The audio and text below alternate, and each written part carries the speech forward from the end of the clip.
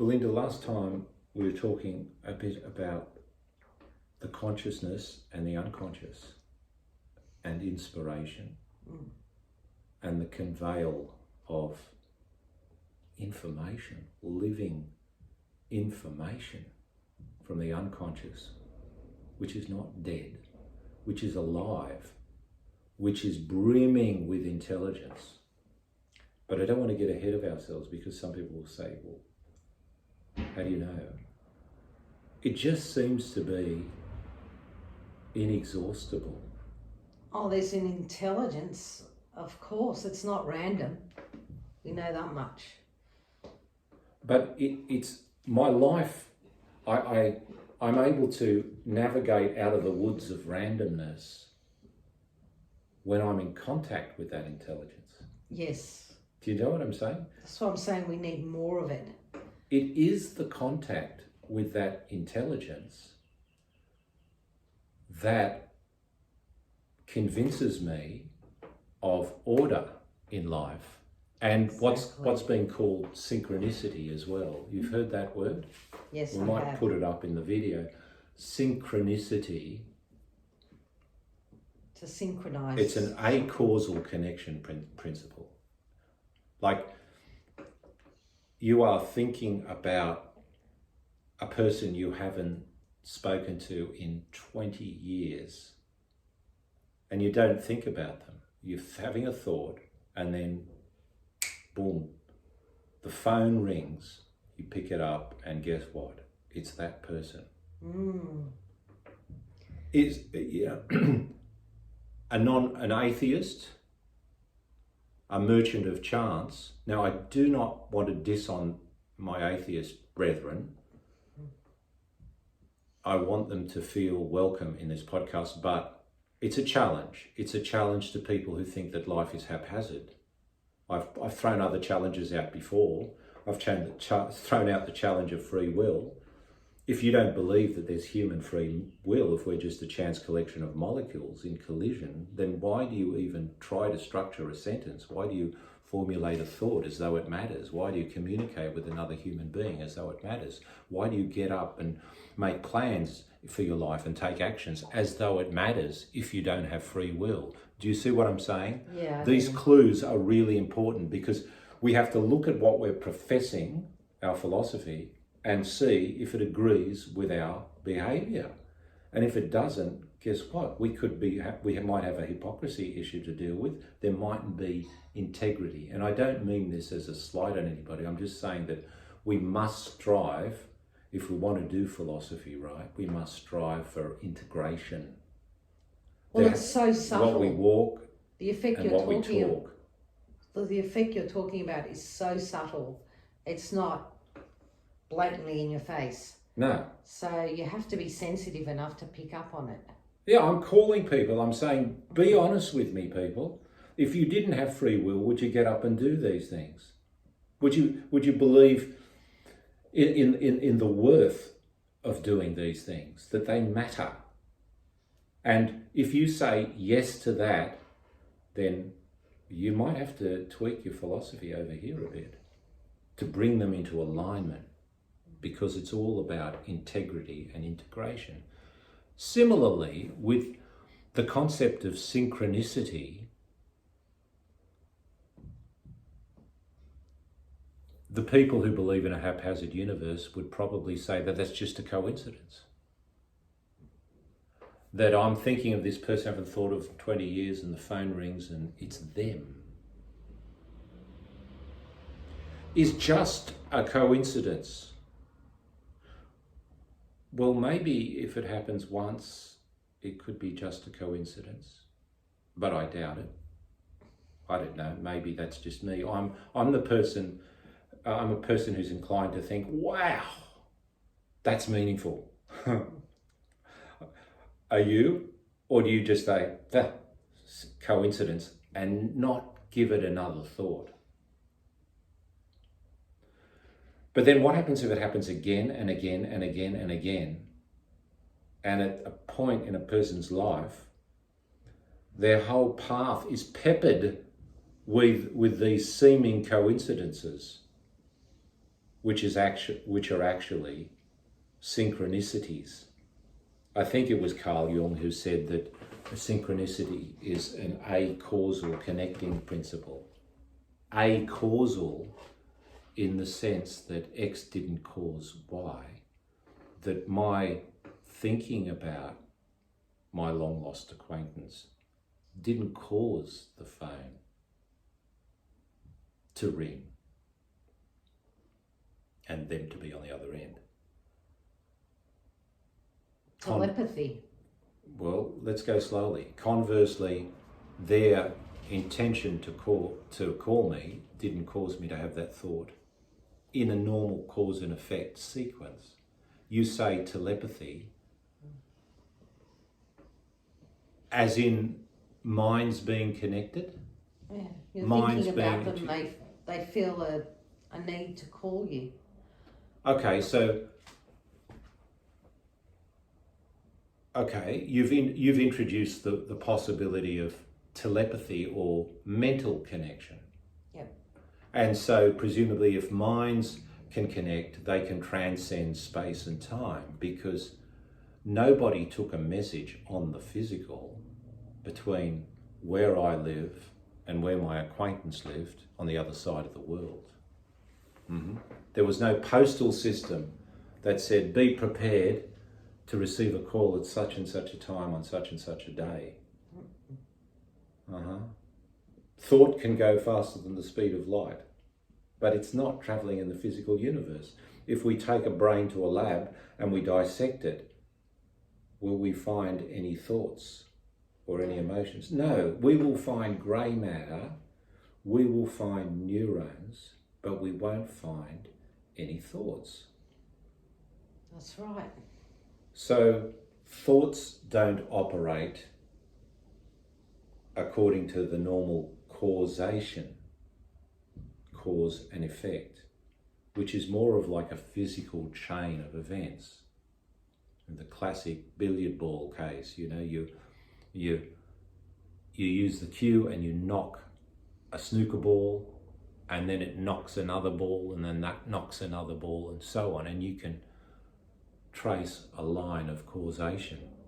One event triggering another. Somebody throws a punch, and then a punch is returned, and then the police are called, and then you can structure the timeline, and you can say event A led to event B, led to event C, led to event D, and there's no mystery in it. And it's all been mediated through the physical somehow. Because it's done on the physical plane. Exactly. But you're talking, when you say telepathy, you're talking about something that isn't mediated on the physical. Because I'm a great believer in telepathy. Are you? Absolutely. Well, that suggests to me, I'm not here to say believe in telepathy or don't believe in telepathy. I'm here to ask, what does that mean? Telepathy would suggest that minds are in connection, but they're not in connection like bodies in connection holding hands. They're not in connection like these two hands are contiguous, they're pressed up against each other. Maybe minds are in connection if they, at some level, are ultimately one. But I don't want to get too woo-woo and speculative. Let's proceed slowly, because my original point was just to ask, when that coincidence happens with a thought and a phone call, you can think of any number of cases of coincidences, right? You may have read a rare article on some rare thing, and you go into the shopping centre and there it is on display, or something pertaining to it, and it's happened within the space of a few minutes. Or two people saying the same thing at the one time. Two people saying the same thing at the one time. In other words, the number of possible synchronicities is infinite. They are innumerable. There's no end to them. And for some people, they're coming thick and fast. It's like the great beyond. The unconscious is knocking on the door and saying, look, here, pay attention, pay attention, pay attention. something's going on, do we take notice? Do we say, wow? We should. There's a meaning in that coincidence. It's a meaningful coincidence. That one word, meaningful, means the world. It could save your life. You never know. Oh, absolutely, Belinda. That's such a good point. A lot of people have had strong feelings or strong thoughts about things, like a danger, a warning. And they find out further down the track that if they didn't listen to that, they would have ended up dead. Right. Yeah. So they are signs. Or in an accident, or something horrible would have happened to them. Signposts along the road. They are signs, and when there might be two or three, and they're all pointing to the same thing. Don't go to that place. And the next thing you know, the place is burnt down, or there was a gunman who attacked the place, or the plane crashed. Don't get onto that plane. So often these synchronicities are not just trivial things. You know, Mickey Mouse over here and Mickey Mouse over there. So what? Is that meaningful? Well, it may be meaningful in terms of the coincidence and the timing. But there's often a deeper meaning. These things are often signs of something that is important for your life, for your well-being, for your mission here on planet Earth. Synchronicities, meaningful coincidences. And as they start appearing, they create a tear in this veil, a tear in the curtain. It's just an image. So the curtain is there, and if we can somehow create, the Wizard of Oz is not behind this curtain, but if we can poke through, maybe we can have a connection channel to what's beyond. The collective unconscious. God. Is God a universal mind? Because when we say collective unconscious, we're thinking in terms of something laden with much rich content. And the psychologists tell us that you can excavate. It's like doing archaeology. And as you go down through the depths, the stuff at the bottom is really, really primitive. In fact, it belongs to all of humanity. It's been laid down for thousands and thousands of years. That's not to say that it just came from our experience. It may have come from beyond initially as well. So I just fly that kite. Maybe this intelligence that we posit. Why do we posit an intelligence? Because when it erupts into consciousness, it's sending packets, waves of information, of illumination, among other things. It may be delivering a message that's of vital importance for you, the recipient, to then on-deliver to a particular audience. It may help them navigate their way out of a great impasse, out of a disastrous war. Or it may be a personal message to one person in particular to do something. And they may be wondering about that, and it may be a word of advice for them. It may be a word of advice for them. And you don't know why you're receiving it, but you have received it and you feel motivated. It's like there's a voice saying to you, you've got to deliver this word to so-and-so. You don't know why, but you just have to go and say this to this particular person. What about what happened to Ani Salema in Lebanon during the Civil War? She had, outside of her kitchen, she had a gas cylinder. Yeah. And she felt this push to move it Right. She didn't know why, but she just felt compelled she had to move it. She moved it. The next day, her place was hit by a missile. If that tank was still there, they would have all died. Wow. Yeah, that's a good example. Um, That's a good... Now, that was she definitely... didn't know why she moved it. No. It was like a voice told her. It just kept on niggling at her. Move that tank, move that tank, move that tank. So she moved it. And thank God she did. Thank God she did. She's still alive today. And the Civil War that you referred to happened in the mid-70s. That's right. So I have no problem with somebody saying, oh, an angel prompted her to move that. It seemed like a very caring thing to do. Yes. She's a grandmother. She's got big family responsibilities. That's right. These things also happen for a reason. They are life-giving. Well, her daughters would have been children during that time, so kids would have got involved in that as well. So they were all rescued. Yeah. Thank God. Do you believe in angels? I do. As messengers from the Creator to human beings? In the religious traditions, angels bring really important messages. There's also demons as well. Yes. They're bad angels. That's right.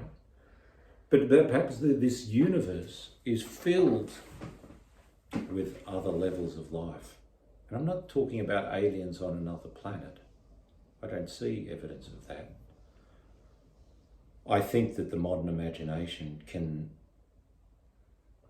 exteriorize these impulses from the unconscious into UFOs and aliens and so on. But that's a quagmire. I don't want to get into that. The more traditional language is angels and demons. But beings that are purely spiritual. In an earlier podcast, I talked about trying to bring a balance and justice within one's life because we are a combination of two energy systems. One is more like the animal, and it embodies our whole evolutionary heritage of animals competing for survival. And the other is more like an angel, the angels, because angels share thoughts. They're telepathic. They share mind. Perhaps they share what we call the mind of God. Perhaps they share aspects of the mind of God. What are the seven spirits before the throne in the book of Revelation? That's a scripture which is quite mysterious. But if so, there can be orders of these beings, angels and archangels and so on. Different hierarchies of intelligences. But how did we get onto this? What was I just talking about? We were talking about, we ourselves are not angels. Even when we're very nice, we don't qualify as angels because we are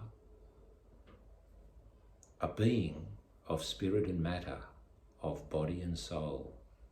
So we have a special role in the scheme of things. In a way, we're sort of above the animal and below the angel, but we can do things that the angels can't, and they can do things that we can't. And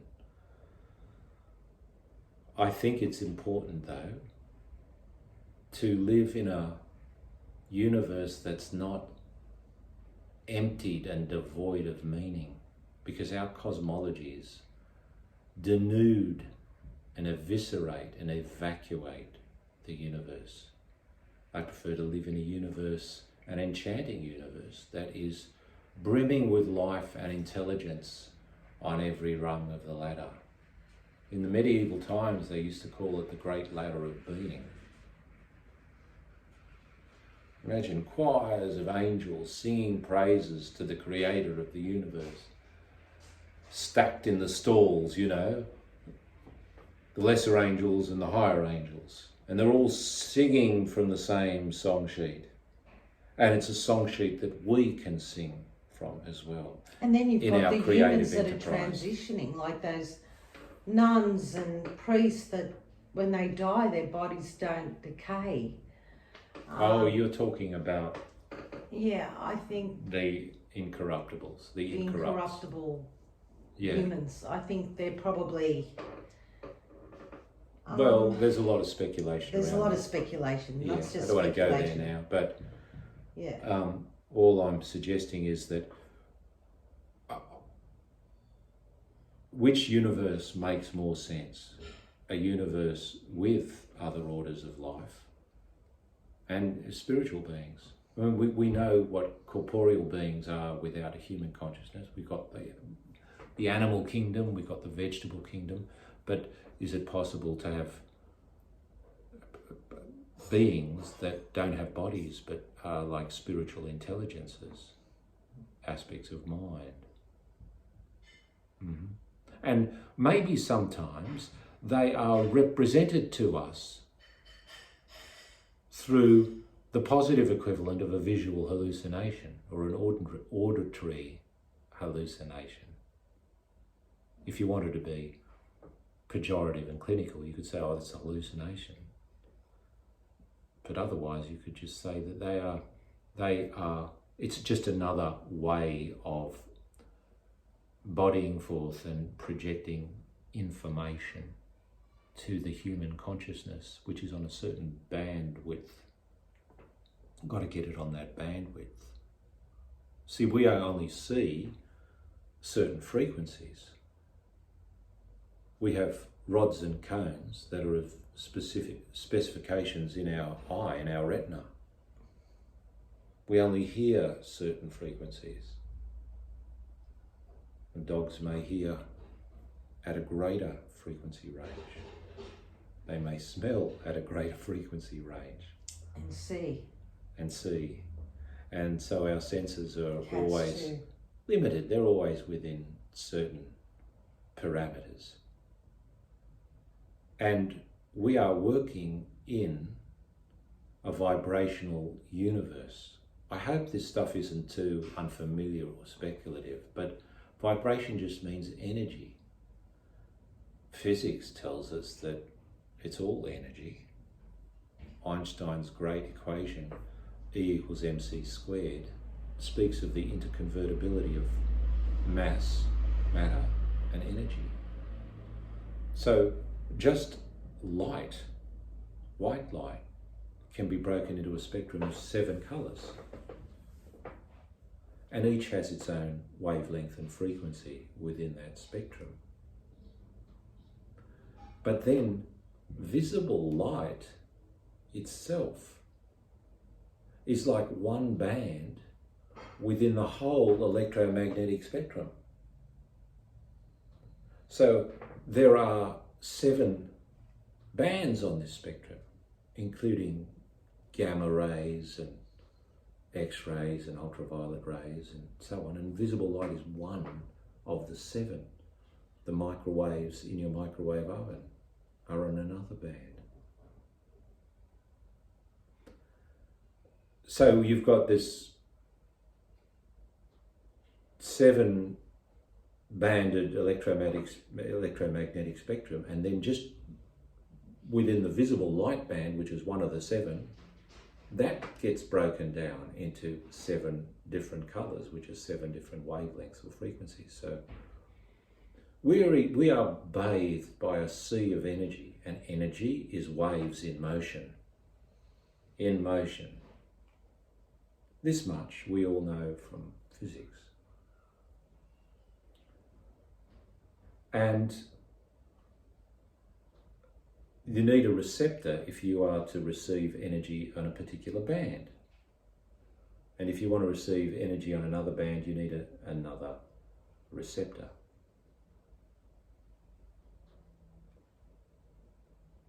So maybe there is physical energy, that scientists can measure, and maybe there is spiritual energy, and maybe one phases into another.